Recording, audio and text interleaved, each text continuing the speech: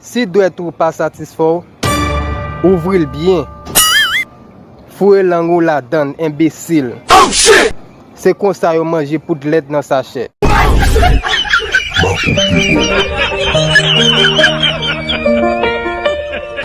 Partagez la vidéo et ajoutez aussi en commentaire.